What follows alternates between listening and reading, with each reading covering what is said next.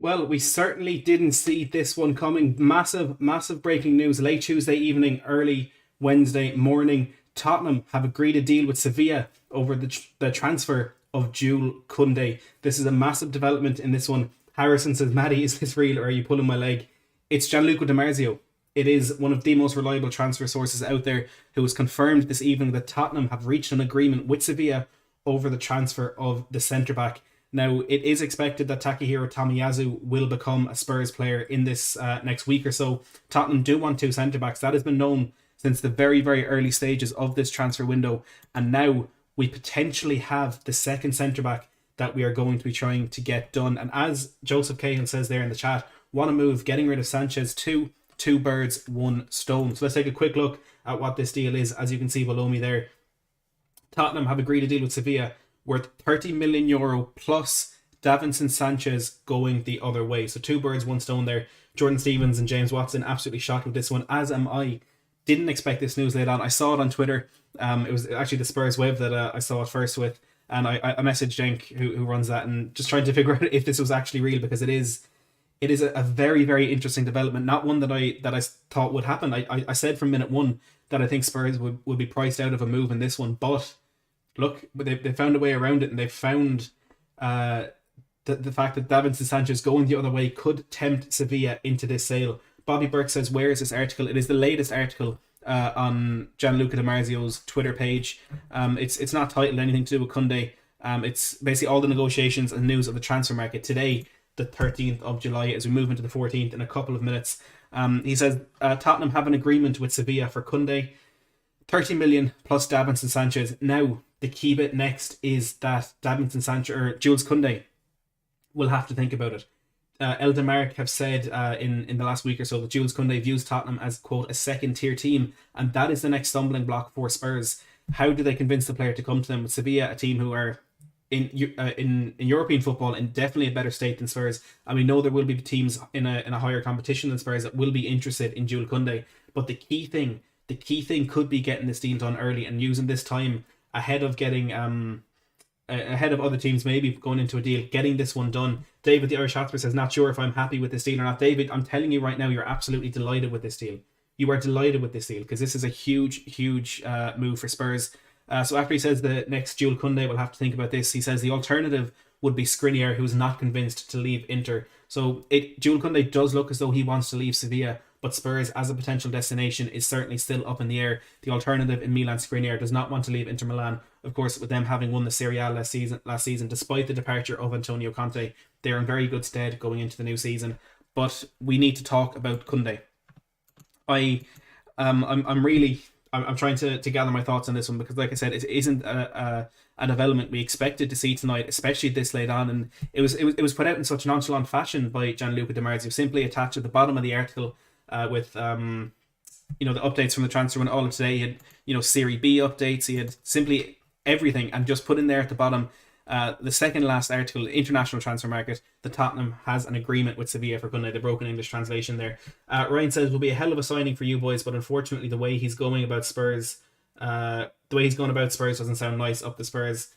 That is the worrying thing. Spurs aren't exactly an attractive club to a player like him right now. Aaron Fernandez says, I'd be ecstatic if we get it across the line. Without doubt a major talent. Let's hope Paratici can convince him. Jack and Nicky, good to see you in the live chat as well, says no way. And look, it is crazy. Like you say, Aaron, let's hope Paratici can convince him. He is the man who, attracted Cristiano Ronaldo to the Serie A in the first place. He has that pull. He has those links in the transfer market that we were hoping he would use to bring players to Spurs, and now we need him. We need him to get this deal over the line. I still have my doubts about this one happening. I still have my doubts about this happening because we need to convince Jules Kounde. It is simply down to him now if he wants this deal to happen. Martin, thank you very much for rejoining the membership, joining in at a championship level. I really, really do appreciate that. Jax is my favourite defender in the world. Fag says, Matt, are you joking? I am not joking. I am not joking. This is real. The general theme in the chat right now seems to be people thinking that this is a joke or this simply isn't true, but it is. It's Gianluca Di Marzio who's saying that Tottenham have reached this agreement. I'm waiting for an update from Fabrizio Romano because they usually tend to get to these stories at very, very similar times. So I think once Fabrizio Romano comes in there, all of a sudden the doubts will fade a little bit more. Dara says, great news, but I still doubt he will come, but good steps made by the director of football. How do Spurs convince him? That is the next step for us. The only thing that we can do to convince a player to come to Spurs is that there's a project underway that is going places. That includes keeping Harry Kane at the club, which I think is going to happen. As SOF says, this is the type of move to convince Kane. Maybe this could be a kind of balancing act. If you're getting Koundé in because Kane stays, and then maybe Kane is staying because you're getting a player the caliber of Koundé in, these could work together in terms of getting Spurs in a stronger position for next season.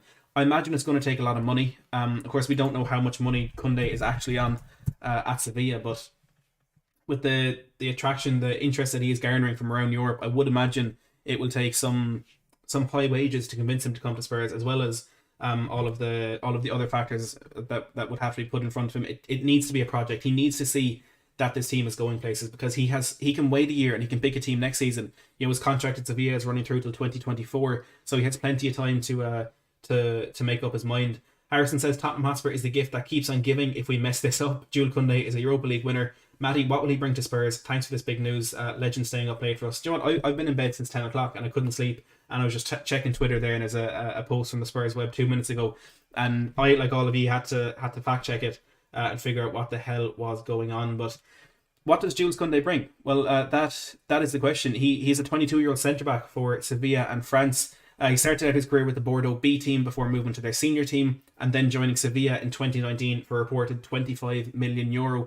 He has since made 88 appearances for the club, including 63 in La Liga. He has 3 caps for France in 2021 as well. And it's really hard to judge French centre-backs off their international caps, because you look at the quality of centre-back that they have in there. You only have to look at Aymeric Laporte needing to switch his allegiance to Spain just to get some international football. So I don't think we should be in any way concerned about that. He's a really capable ball-playing defender, and that is something that Spurs are looking for with the Paratici / Nuno Santo style that is going to be coming in next season.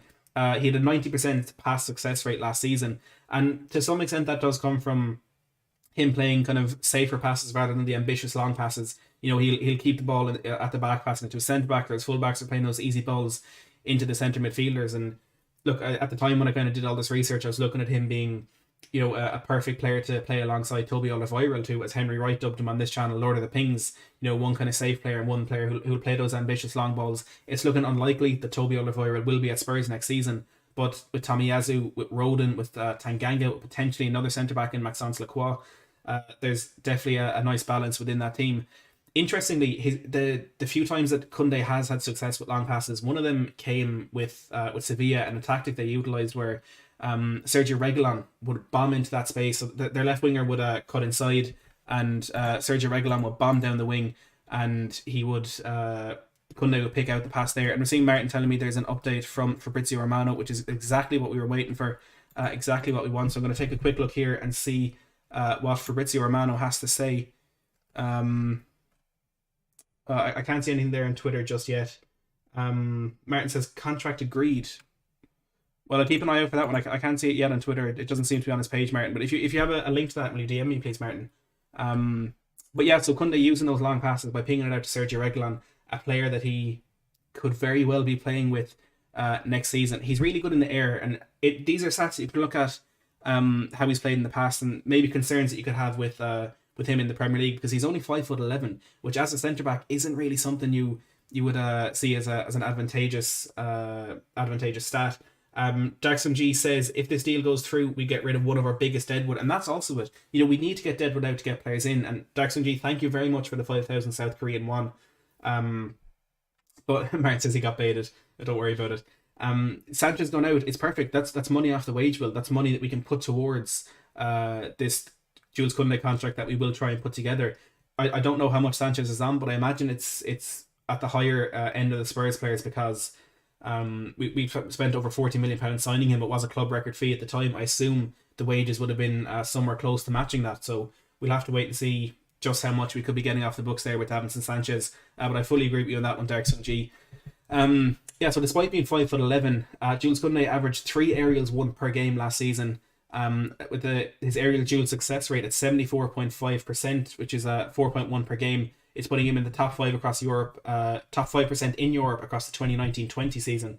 so the season before last. Dermot Moyles with the €5, thank you very much for that, says, hope this happens. We need centre-backs and maybe this will show Kane that we are going in the right way. Is the Tomiyasu deal done? In Nuno we trust. The Tomiyasu deal, I think, is only a matter of time. I was in a live chat earlier and I said that, you know, I expect Tomiyasu to be done this week, so that's one that we'll have to keep a very, very close eye on. The Fabrizio Romano update for Here We Go, Jules Kounde, is not true. It is a fake page. I think it's actually that secret Prem page that's been trolling Spurs fans for the last few weeks. So there's no Here We Go for Jules Kounde just yet. So if you have seen that, I apologise, but it's not true. Yes, I expect the Tomiyasu deal to be done very, very shortly, and maybe this one will just go down behind the scenes of Spurs now agreeing a deal with this. Across the 2019-20 season, it was Koundé's best season in his career, his first at Sevilla, and the best comparison that you can have is beside Virgil van Dijk, who carried Liverpool to that league title that season, who was one of the best centre-backs the Premier League has ever seen. He ranked better than Virgil van Dijk, prime Van Dijk, in that 2019-20 season in successful dribbles per 90, tackles 1 per 90, dribblers tackled per 90, possession 1 per 90, and successful pressures per 90. Now, one thing you kind of look at that as something that will slightly skew the stats is that Jules Kounde was playing in a team that didn't have as much possession as the Liverpool team. So in terms of turnovers and things like that, there was more reliance on Kounde to do that and to be that player. But still, ranking above Virgil van Dijk in those is something that you can't ignore. BreakingTheLines.com, an incredible analytical website and Twitter page, said you'd be hard pressed to find an under 23 centre back who comes as close to Van Dijk in terms of style and quality as Kounde. I mean, if you're saying that about this player, €30 million plus Davinson Sanchez seems an absolute steal. The one concern you'd have about his aerial success is he hasn't quite been able to convert his defensive aerial prowess into goal threat at the other end. In that season, he had 1.17 xG from headers from corners, none of which were converted into a goal. He's defensively sound, you know, nothing exactly spectacular. 0.8 tackles, 1.2 interceptions, and 2.9 clearances per game. He's really calm and composed in 1v1 situations, which isn't exactly expected of a young central defender. He plays to his strengths to control situations, which include his physical strength and his pace. He has experience in an unorthodox back three, which is what he may be forced to play at Spurs if we do sign him next season. In that season, 2019-20, it was Fernando, the former City player, who played almost in that Eric Dyer role to kind of sit back in between the centre-backs, allowing them to expand and the wing-backs pushing on. So he has experience in that sort of style of play, and all of a sudden, he could very well be a Spurs player next season. It is crazy updates. A lot of people saying Fabio Paratici swapping Davinson Sanchez for Jules Kounde is absolutely genius business. It is. Jack Brooks says the fact that DiMarzio has confirmed it suggests it is legit. It is legit. If it's coming from DiMarzio, it is legit. Marcelo says, please, Maddie, don't be playing with my heart. I'm not playing with anybody's heart. We'll go back through that report from Gianluca DiMarzio. He said Tottenham have an agreement with Sevilla for Jules Kounde, €30 million plus Davinson Sanchez. The next key thing is for Jules Kounde to think about this move. We know he's not, Tottenham aren't his ideal team to go to. Eldon Mark said he sees us as a second tier team, but he's going to think about it now. Now that this deal is done, I think it's a lot more realistic. The deal is agreed rather with Sevilla. It's a lot more realistic, and he's going to have to take a much harder look. For people asking where the information is from, it is scrolling across the bottom of the screen. The source is there, as with every story on this channel.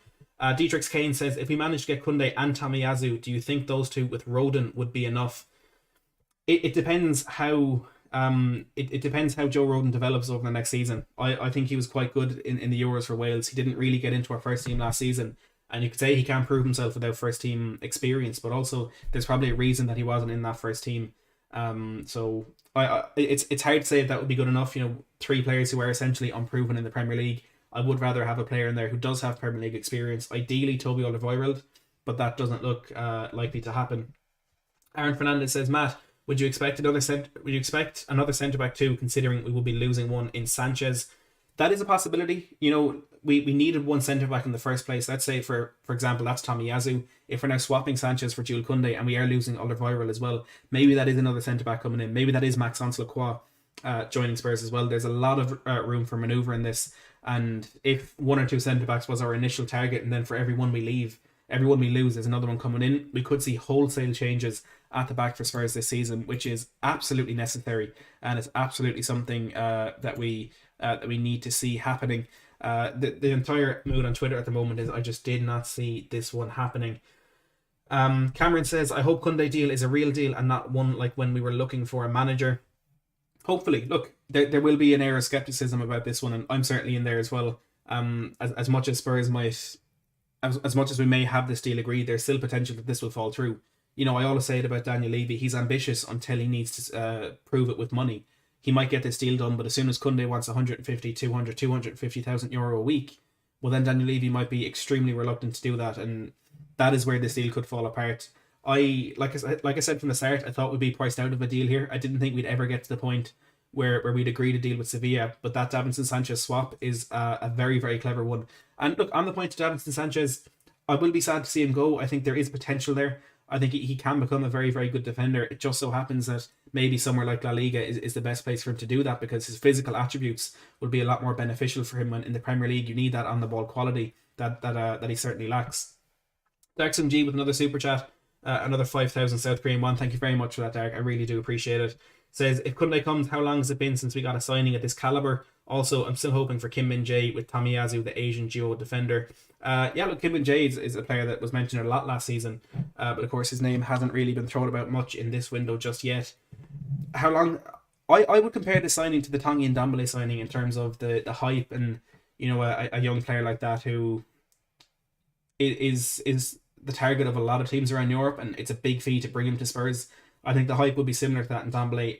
Koundé probably to a higher caliber, and I'd be hard pushed to find a one in my lifetime anyway that comes close to this caliber of player, which is always fantastic. And I'd be very surprised if there's any movement on Kim Min-jae, but like I said earlier, I do think the Tomiyasu deal will be done this week. And again, that's just a personal feeling. I don't have any inside sources or anything like that. Aaron Fernandez says Koundé options are limited. United want Varane and Madrid got no money. Also would assume we'd be willing to match his wage demands if a bid has been made. And that is a point I often make about things like this. Spurs would know to some extent the wages that Koundé would want, or the demands that he might come forward with, because they have been in contact with his agent for a week or two now. So it's very possible the contract is nearly agreed as well. Because we've been in these negotiations with the agents, the fact that we've then gone ahead and agreed this deal with Sevilla, maybe there's a bit more hope there than I had initially expected. And I agree with you, Aaron. We should be willing to match those wage demands if we are putting that bid in. United can't get him, like you mentioned. They're going for Varane. Real Madrid, maybe if they do let Varane go, there could be potential for that to happen. And what I would be very, very wary of is internal deals like that across Europe tend to happen very, very quickly. So we could be in these negotiations, we could be expecting an announcement, and all of a sudden he's a Real Madrid player, which is something to be wary of and one to keep an eye on. But of course, I hope it doesn't happen. It doesn't come to that. Liam Ryan says, would this technically, based on Sanchez's market value, make Koundé our record signing? I don't think so, Liam. I think that is purely based on the monetary value of the transfer. So if we, say for example, we swap Davinson Sanchez, and I know it's not realistic, but Eric Dyer as well, and no cash, that would essentially go down as a £0 transfer. So I don't think it will be our record signing just yet. All Things Spurs says smash the like. Please do smash the like. There's 436 people in here and only 67 likes, so please do hit that like button. It helps us push this stream out to more and more people. If you are new to the channel as well, I would be very, very grateful if you could subscribe. We'll have more of these videos throughout the week and throughout the rest of the transfer window, and we will have Fabrizio Romano on the channel in the next week or two, so we can get his thoughts on this one as well. So please do subscribe if you're new to the channel. Let's see if we can get to 9.4k tonight. We need 18 of the 420 to subscribe. I'd really appreciate it if you could do that. Harrison says, one last question before I drop dead in my bed. Can you see Jules Kounde becoming our own Varane or our French Phil Jones? Ooh, look, there is potential for it to go wrong. That is the first thing that needs to be noted. When there's a player coming from a foreign league into the Premier League, you never know how it's going to go. The signs are good, and what you'd expect of this is all positive, but there's nothing to say that this won't flop. I mean, look at Angel Di Maria when he went to Manchester United. He was an incredible signing for them. He had a very good start to the season there, and he only lasted a year. And now, what we're hearing, he can't even watch Man United on TV. Tom Crooks of the £5, thank you very much for that, Tom. And Sean Etherington, thank you very much for subscribing. Tom says, this is big. I reckon that story about the stadium rights is true then. Thanks for keeping everyone up to date. Big fan, Matt. Thank you very much for your kind words, Tom. It is my pleasure to keep people up to date. And look, that's one thing about stadium rights, and you also have to look at the apparent new sponsorship that we've got for the training kit. That between the two of them, that could be the 30 million that Spurs are forking up to put alongside Davinson Sanchez in this deal. But I agree with Tom. This is big. Jack says now we have the Premier League's best beard in the manager and the best hair for a centre half. Look, what more can you ask for? Who needs trophies when you got those things? Dan says smash a like for Matty, legendary channel. Thank you very much, Dan. David says, don't you people sleep? No, not when there's Spurs transfer news. You can't sleep when there's Spurs transfer news. Simon Cohen, good to see you in the live chat. Olerato says, what is your feeling about the deal falling through? Look, there is a chance for this to fall through. There's massive potential for this one still in the situation we're in now to not happen. We've only agreed a deal with Sevilla. There's still a long way to go in terms of getting Jules Kounde to put pen to paper, but this is a massive development. Again, not one. This isn't a stream I was expecting to be doing half an hour ago, midnight on a Tuesday night. But before we do wrap up, just to reiterate the main headline here. Simon says, just done my show with Dave. I'll definitely be looking at back at that, Simon. But just to reiterate the key news from tonight, coming from expert transfer source Gianluca Di Marzio, Tottenham have agreed a deal with Sevilla over the transfer of Jules Kounde. It is worth €30 million plus Davinson Sanchez going the opposite direction. Jules Kounde now has to decide, does he want to go to Spurs, or alternative option is Milan Skriniar, but he is looking likely to stay in Milan. It's huge news. We're going to hear a lot about this over the next couple of days. We're going to hear a lot about Kounde. We're going to hear stories to the good part, we're going to hear stories to the bad part. That needs to be expected, but we need to wait for the proper reliable sources, as we have with Gianluca Di Marzio, to come out to news on this one. David says, Matt, I would think personal terms are more or less agreed, or they wouldn't announce that they've reached an agreement. What do you think? Well, it's not an announcement from the club. It is a journalistic source coming out with this one. But like I was saying earlier to Aaron, the fact that we were in negotiations or in contact with his agents for 1 or 2 weeks, and now a deal has been agreed, well, you have to look at the fact that Spurs would know what Jules Kounde wants, and they would know the feeling within his personal camp. So why go ahead and agree that deal if you don't feel as though there's a chance for him to sign on a personal level as well? Let's keep an eye on this one. It's a very exciting night for Spurs. Some huge news. A player that could massively transform our defence next season if he is brought in with other good targets like Maxence Lacroix, Takahiro Tomiyasu, and of course Milan Skriniar, who's still being mentioned. We're expecting at least 2 centre-back signings, with Sánchez now going the opposite direction and Alderweireld looking likely to move on to Royal Antwerp this summer. Well, then there's a great chance that we will see more than 2 signings. But do let me know your thoughts on this Jules Kounde news in the comments down below. Make sure to smash a like on the channel, on the video, if you have enjoyed it, if you're happy with this news. Subscribe to the channel if you are new for more updates on this over the next couple of days, plus an exclusive interview with Fabrizio Romano coming up in the next couple of weeks, and Tottenham Hotspur transfer talk all throughout the summer as we look to get to 10k before the new season starts. But for now, as always, thanks for watching.